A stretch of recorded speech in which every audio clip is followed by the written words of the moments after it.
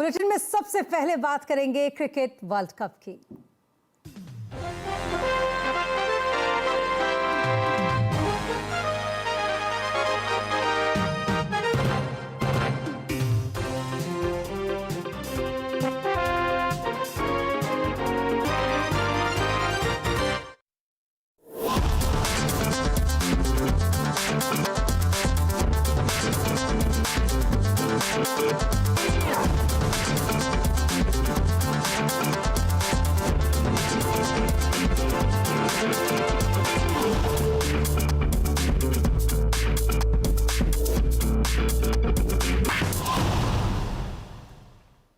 और आज भारत और न्यूजीलैंड वर्ल्ड कप का सेमीफाइनल खेल रहे हैं। इस नॉकआउट मुकाबले में भारत ने टॉस जीतकर पहले बल्लेबाजी का फैसला किया।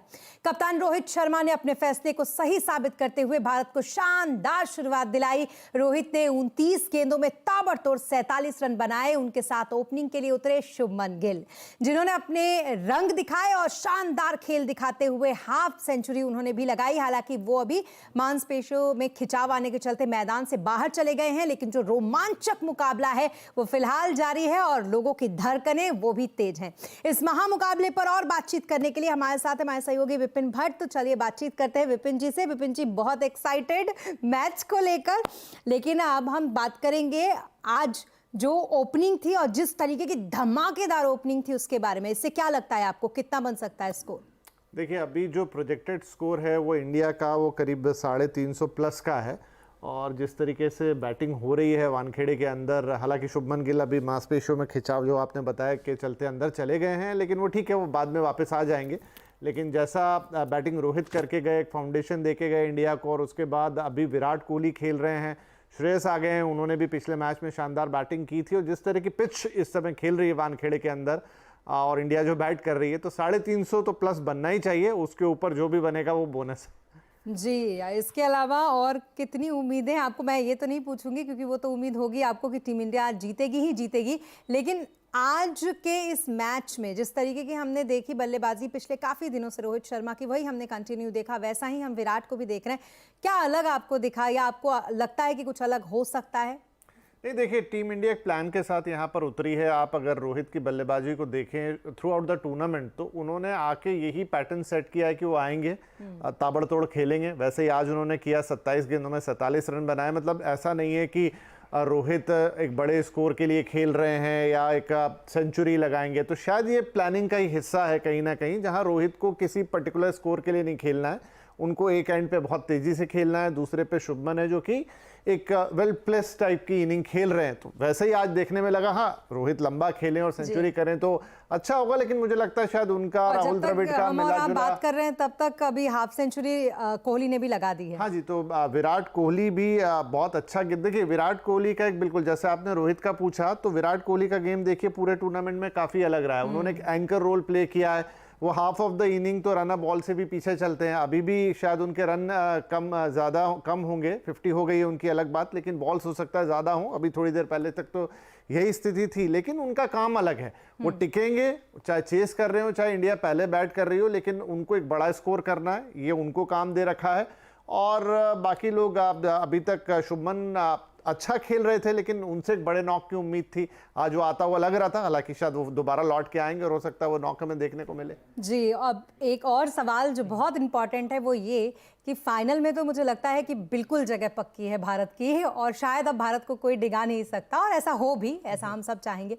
आप किसको देखना चाहते हैं अगेंस्ट भारत? लेकिन उससे इम्पोर्टेंट ये है अभी स्मिता कि अभी मैच चल रहा है, मैच खत्म नहीं हुआ। तो डेफिनेटली हम फाइनल देखने में भारत को ही देखेंगे। हम तो जीतना भी चाहेंगे कि भारत ही जीते, लेकिन अभी इंपॉर्टेंट ये कि ठीक है, आपने एक अच्छा रन चेज लगाया या अच्छा टोटल खड़ा किया, लेकिन अभी न्यूजीलैंड को भी बैटिंग करनी है।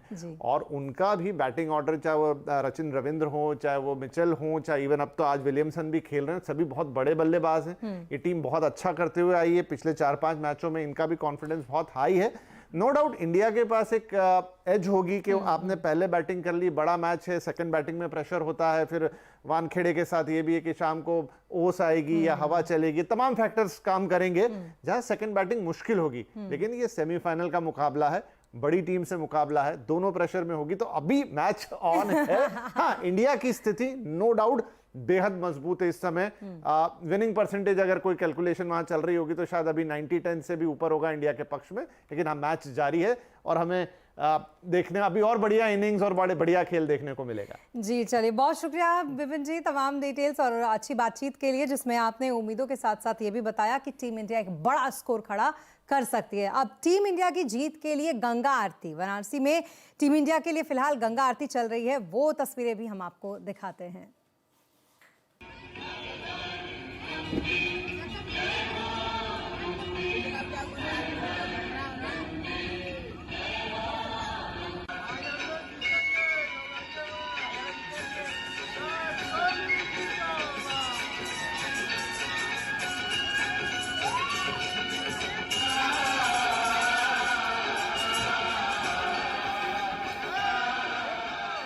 और वर्ल्ड कप के बाद अब बात करेंगे बाजार की, क्योंकि यहाँ भी काफी अच्छे ग्लोबल संकेतों से बाजार में तेजी रही। जैसा कि इस वक्त हमारे बल्लेबाजों के जो वो हैं बल्ले से निकल रहे हैं जिस तरीके से तेजी से रन, वैसे ही मार्केट में भी आज तेजी देखने को मिली। इसी के साथ बाजार आज बढ़त पर भी बंद हुआ। सेंसेक्स 742 अंक चढ़कर 65,676 पर बंद हुआ, तो निफ्टी 232 अंक चढ़कर 19,675 पर बंद हुआ। आज सबसे ज्यादा तेजी रियलिटी IT शेयरों में रही, साथ ही मेटल, ऑटो, तेल, गैस शेयरों में खरीदारी देखी गई।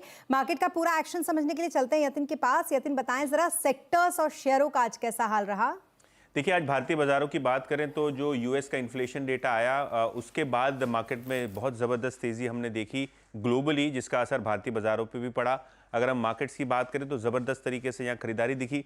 अगर हम आज की गेनर्स की बात करें तो IT स्टॉक्स में से आपको टेक महिंद्रा और इन्फोसिस जैसे काउंटर्स में तेजी दिखेगी, तो अच्छे रिजल्ट्स के बाद आइशर मोटर्स और मेटल्स में से हिंडाल्को जैसे शेयरों में 3 से 4% की तेजी रही। फ्लिप साइड पे थोड़े ही शेयर्स गिरने वाले थे, बहुत मामूली गिरावट आपने पावर ग्रिड, इंडसइंड बैंक और डॉक्टर रेड्डीज लैब्स में देखी। लेकिन आज निफ्टी का टॉप लूजर बजाज फाइनेंस और बजाज फिनसर्व बने और दोनों ही स्टॉक्स में 2-2% की डाउनटेक आपने इंट्राडे में आती हुई देखी। मिड कैप्स की बात करें तो जबरदस्त एक्शन यहां देखने को मिला। नेटवर्क 18 के शेयर में 10% की तेजी, तो मोतीलाल ओसवाल और एंजल वन जैसे ब्रोकिंग स्टॉक्स में आपने 10-10% के मूव देखे। और मन्नापुरम फाइनेंस, मॉर्गन स्टैनली के अपग्रेड के बाद और अच्छे Q2 के रिजल्ट्स के बाद शेयर में आपने 7-8% की बढ़ोतरी देखी। FNO का टॉप गेनर ये रहा। इसके अलावा लूजिंग साइड पर नैटको फार्मा, क्रेडिट एक्सेस, ग्रामीण, विजय डायग्नोस्टिक्स जैसे शेयर्स में हल्की फुल्की मंदी आपने ओवरऑल बेसिस पे देखी। जी, आप बने रहे यतिन हमारे साथ। इससे पहले हम बता दें कि बाजार के फोकस में आज सीमेंट का शेयर रहा, जिसमें बड़े डीमर्जर का ऐलान आज हो गया है। सिर्फ इतना ही नहीं, सीमेंट्स ग्रुप सीमेंट्स इंडिया में हिस्सेदारी भी बढ़ाने जा रही है। इस कॉम्प्लेक्स डील को समझने के लिए एक बार फिर चलते हैं यतिन के पास। यतिन, समझाएं जरा इस डील को। तो सीमेंस के प्रमोटर ग्रुप में आपने एक बड़ा अनाउंसमेंट देखा आज जर्मन स्टॉक एक्सचेंजेस पे। सीमेंस AG और सीमेंस एनर्जी के अंदर ये जो रिस्ट्रक्चरिंग हुई है उसके अंदर बहुत सारी चीज़ें खुल के सामने आई।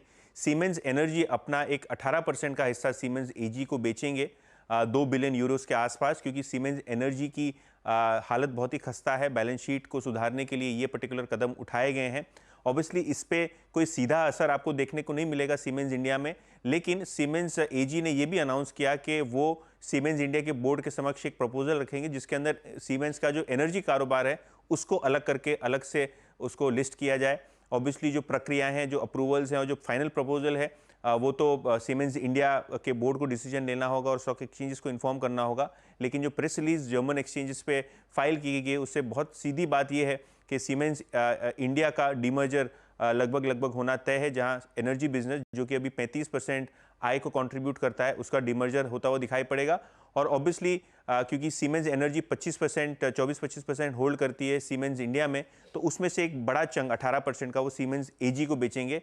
पिछले हफ्ते ब्लूमबर्ग की एक रिपोर्ट आई थी कि 18% 20% हिस्सेदारी बाजार में बिकने को आएगी, लेकिन ये की हैंगओवर जो था उसको हटाते हुए एक मैनेजमेंट ने क्लैरिटी दी है। और इन दोनों चीज़ों के बाद जो है शेयर में आज 2 से 2.5% की तेजी आती हुई नजर पड़ी। जी, बहुत शुक्रिया तमाम डिटेल्स के लिए आपका यतिन।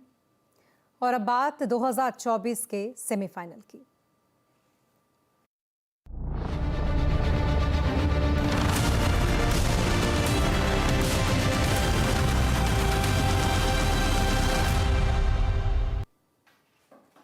मध्य प्रदेश और छत्तीसगढ़ में आज शाम को चुनाव प्रचार थम जाएगा। 17 नवंबर को मध्य प्रदेश की सभी 230 सीटों पर मतदान होना है, तो वहीं छत्तीसगढ़ में दूसरे और अंतिम राउंड की वोटिंग होगी। छत्तीसगढ़ में 70 सीटों पर वोट डाले जाएंगे।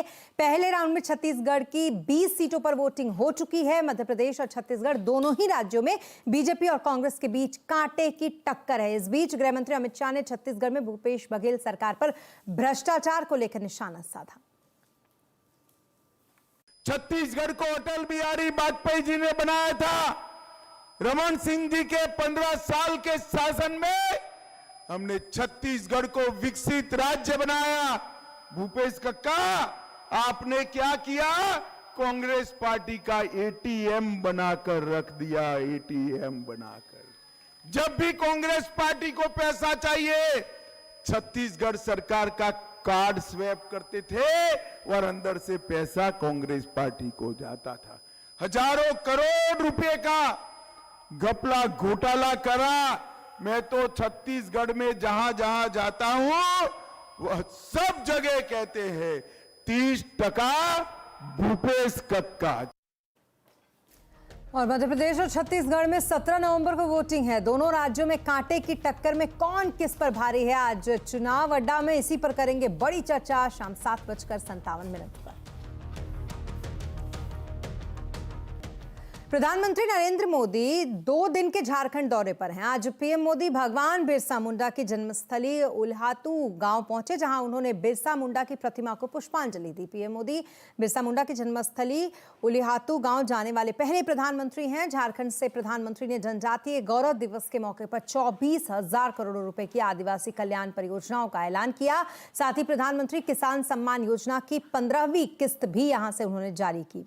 ज्यादा जानकारी के लिए हमारे साथ जुड़ रहे हैं हमारे संवाददाता असीम मनचंदा। असीम, प्रधानमंत्री मोदी ने झारखंड से क्या सौगातें दी हैं?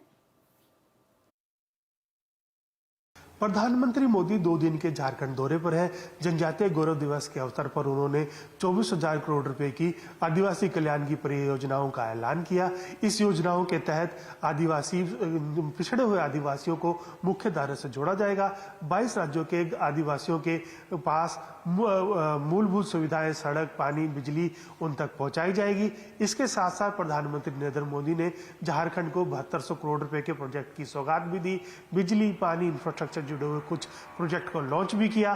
साथ ही साथ प्रधानमंत्री मोदी ने किसान सम्मान निधि के 15वीं किस्त भी जारी की। 18,000 करोड़ रुपए की इस किस्त से 9 करोड़ किसानों को फायदा पहुंचेगा। प्रधानमंत्री मोदी ने 2047 तक भारत को आत्मनिर्भर और विकसित राष्ट्र बनाने का लक्ष्य रखा। इस लक्ष्य को पूरा करने के लिए आज गौरव यात्रा की शुरुआत भी हुई। ये यात्रा 2 महीने तक चलेगी और केंद्र सरकार की उपलब्धियों को जन जन तक पहुंचाएगी। जी, बहुत शुक्रिया तमाम डिटेल्स के लिए आपका असीम। और 19 नवंबर को छठ पूजा है। इसके लिए बड़ी संख्या में लोग ट्रेनों के जरिए अपने घर जा रहे हैं। इसके लिए रेलवे ने भी अपनी तैयारी कर ली है और रेलवे स्टेशन पर खास इंतजाम इसको लेकर किए गए हैं। हमारे संवाददाता दीपाली नंदा ने नई दिल्ली रेलवे स्टेशन पर तैयारियों का जायजा लिया। आप भी देखें। छठ के मौके पर यूपी और बिहार जाने वाले यात्रियों के लिए रेलवे की तरफ से खास इंतजाम किए गए हैं और मैं जहां मौजूद हूं, ये आप देख सकते हैं, नई Delhi railway station Ajmeri gate side का ये एरिया है, जहां पर अलग से एक होल्डिंग एरिया बनाया गया है। और ये जो पूरी व्यवस्था है, ये छठ के मौके पर जो यात्री बिहार, पटना, रांची की साइड जाना चाहते हैं उनके लिए किए गए हैं। ऑन द स्पॉट यात्रियों को टिकट मिल सके, इसकी व्यवस्था की गई है। यात्रियों को ये जानकारी दी जा रही है कि किस तरह से आप मोबाइल पर ही यूटीएस डाउनलोड करके अपनी टिकट काट सकते हैं। और जो लोग यहाँ पर टिकट कटवाना चाहते हैं उनके लिए अनरिजर्व्ड और रिजर्व दोनों कैटेगरी के काउंटर्स यहाँ पर लगाए गए हैं। और यात्री जो इंतजार कर रहे हैं अपनी ट्रेनों का, उनके लिए खास इस तरह की स्क्रीन लगाई है जिस पर छठी मैया के भजन लगाए गए हैं। इसके अलावा आपको दिखाना चाहेंगे कि यात्रियों को कुछ खान पान में दिक्कत ना हो, इसके लिए फूड स्टॉल भी यहाँ पर लगाए गए हैं। और जो स्क्रीन जो अक्सर हमें रेलवे स्टेशन के मेन एरिया में दिखाई देती है, वैसी ही एडिशनल स्क्रीन यहाँ पर लगाई गई है ताकि जो यात्री यहाँ पर इंतजार कर रहे हैं उन्हें रियल टाइम जानकारी ट्रेन के बारे में मिल सके। मैं आपको बता दूं कि छठ के मौके पर उत्तर रेलवे की तरफ से 800 500 से ज्यादा ट्रेनें चलाई जा रही हैं और साथ ही साथ दिल्ली से पटना वंदे भारत ट्रेन भी चलाई गई है। 12 फेरे राजधानी स्पेशल के भी लॉन्च किए गए हैं। तो जो पूरी व्यवस्था है वो खास तौर पर इसी के मद्देनजर की गई है कि यात्रियों को छठ के मौके पर जो जाना चाहते हैं बिहार और उत्तर प्रदेश की साइड, उन्हें कम से कम असुविधा हो। एडिशनल हम लोगों ने गाड़ियां भी रखी है, जैसे किसी डायरेक्शन के लिए या किसी खास जगह के लिए भी दिखता है कि बहुत भीड़ है और डिमांड उस तरफ की है, तो हम लोग एकदम शॉर्ट नोटिस पे उस सेक्शन के लिए, उस स्टेशन के लिए दूसरी ट्रेन भी इमीडिएटली प्लेटफॉर्म में प्लेस करके यात्रियों को उसमें रवाना कर रहे हैं। तो क्याओस इतनी भीड़ एक साथ आने के कारण होता है, but we are trying to manage it. और अभी तक जो लग रहा है, क्योंकि आपने देखा होगा और हमारे सभी अधिकारी भी फील्ड में हैं, परसों की बात है दिवाली के एक दिन पहले जब बहुत भीड़ थी, डीआरएम साहब खुद भी रात को 12 बजे तक प्लेटफॉर्म पे थे, क्राउड को मैनेज किया, ट्रेन का संचालन प्रॉपर ढंग से हुआ जिससे कि कोई दिक्कत ना हो। सर, आखिरी में हम मिनी कंट्रोल रूम में इस वक्त मौजूद है, अगर आप बता सके कि क्या कुछ अरेंजमेंट यहाँ पर किए गए हैं, किस तरह से पूरे सिस्टम को सर्विलांस पे रखा गया है? मिनी कंट्रोल रूम में दोनों चीज हो रहा है, एक तो सभी पूरे सीसीटीवी के फीड आ रहे हैं, कौन सी गाड़ी कहाँ जा रही है उसके बारे में जानकारी है, प्लस हमारे सभी विभागों के अधिकारी यहाँ बैठे हैं, तो कोई भी इशू हो, कोई भी दिक्कत हो तो फर्स्ट रिस्पॉन्स जो होता है, इमीडिएट रिस्पॉन्स यहाँ से वो करते हैं। और यहाँ रुकेंगे एक छोटे से ब्रेक के लिए, जल्द होंगे हाजिर, आप बने रहे हमारे साथ।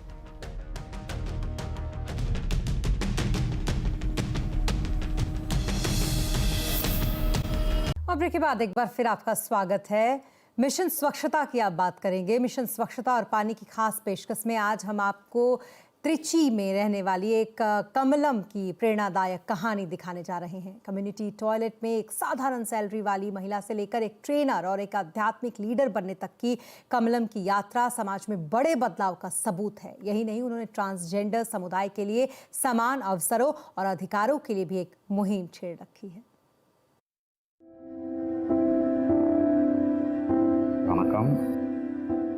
नमस्ते, मेरा नाम है कमलम और मैं एक ट्रांसजेंडर हूँ।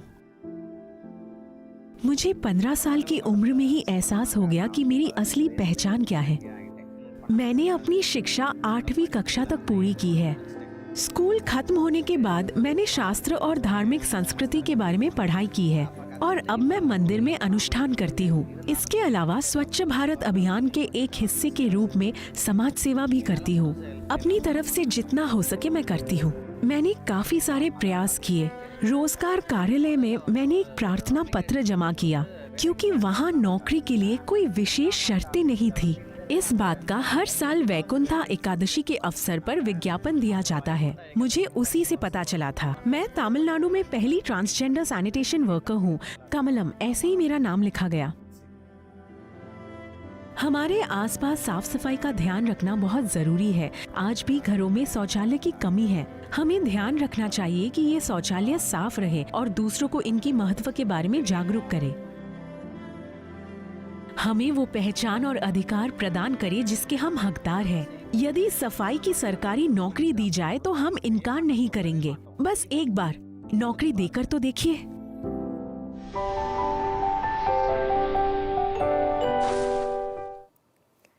और इसी के साथ इस बुलेटिन में फिलहाल इतना ही, लेकिन खबरों पर लगातार अपडेट के लिए आप बने रहें CNBC आवाज के साथ। नमस्कार।